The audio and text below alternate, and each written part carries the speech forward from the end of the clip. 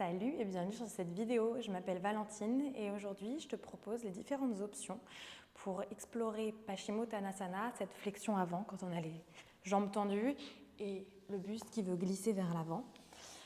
Pour les variations un peu plus débutantes, quand on sent qu'on a le dos qui s'arrondit et du coup absolument aucune sensation à l'arrière des jambes. C'est normal quand on débute dans le chemin du yoga, ou en tout cas de la souplesse, de se sentir limité ici. Donc je te propose dans cette courte vidéo quelques astuces pour ressentir davantage les bénéfices et les étirements de cette flexion avant au sol. En numéro 1, ce que je te propose, c'est de réveiller la colonne, le bas du dos, en cherchant des dos creux, dos rond. Les genoux peuvent être fléchis, mais dos creux, dos rond. Ramène un peu de conscience dans cette bascule, dans le bas du dos, dans le bassin. C'est souvent ce qui manque pour les personnes, c'est ce bas du dos extrêmement rigide qui empêche le transfert vers l'avant et du coup la connexion ventre-cuisse. Donc des dos creux, des dos ronds. L'autre astuce pour un peu faciliter et enclencher cette antéversion, ce bas du dos creux, c'est de s'asseoir sur des blocs, comme sur le précipice d'un bloc, pour nous aider à surélever les fesses et à rapprocher. De là, possiblement, je suis un peu plus proche. Vite, dans cette posture, on va à tout prix vouloir attraper les pieds et arrondir le dos. Donc, super pour l'ego, j'ai bien réussi à attraper mes pieds, mais bizarrement, je ne progresse pas et je ne ressens pas grand-chose. Ce n'est pas tout à fait ce qu'on cherche. Ce qu'on cherche, c'est avant tout à ressentir. Donc, dans ce genre de cas, deux options. On peut utiliser notre strap pour le placer sous notre voûte plantaire, redresser le buste, vraiment comme si on voulait cambrer le milieu du dos, décrisper les épaules, les envoyer vers le sol, vers l'arrière, et tracter le strap pour nous aider à envoyer le ventre vers les cuisses. Ici, surtout dans cette variation-là, engager les quadriceps, essayer d'activer les jambes. On ne veut pas une souplesse extrêmement passive à l'arrière, on veut égaliser avec la force à l'avant. Le dos est le plus long possible, la tête relâchée. On reste 5, 8 respirations, puis on ressort de la posture. Donc ça, c'est pour ma variation avec le strap. L'autre variation, pour garder de la longueur dans le dos sans l'aide du strap, un peu plus actif, on envoie les bras le long des oreilles, et c'est comme si on voulait attraper quelqu'un, quelque chose, chercher de l'élévation.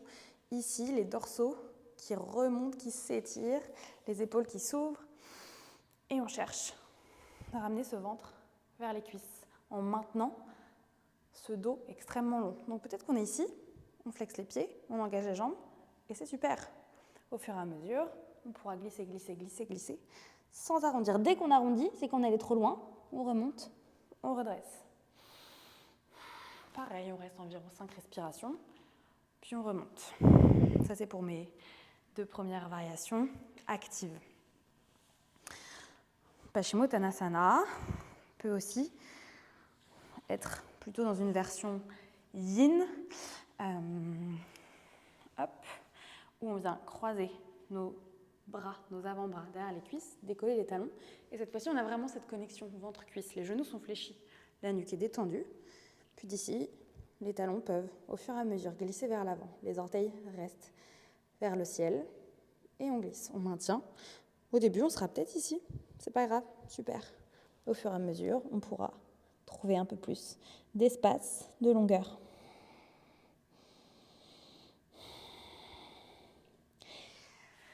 La dernière variation, la plus chill, la plus douce, merveilleuse variation, même quand on est déjà plutôt souple à l'arrière des jambes, c'est d'utiliser un bolster. Ça peut être un bolster, mais ça peut aussi être une pile de coussins. Ça peut être plein d'ustensiles tout doux que l'on va superposer sous nos jambes. Tout comme tout à l'heure, on avait les genoux fléchis pour s'enlacer. Ici, on va placer le coussin sous nos jambes pour relâcher. Cette fois-ci, un peu plus désengagé et chercher cet étirement.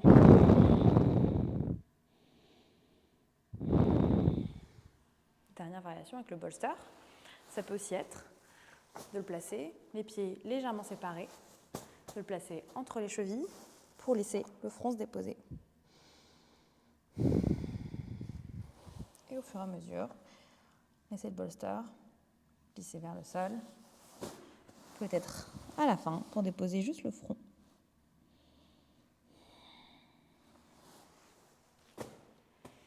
Et voilà pour toutes ces variations autour de Paschimottanasana, pour quitter ce statut de bagarre absolue où le ressenti est finalement assez nul, dans le sens zéro.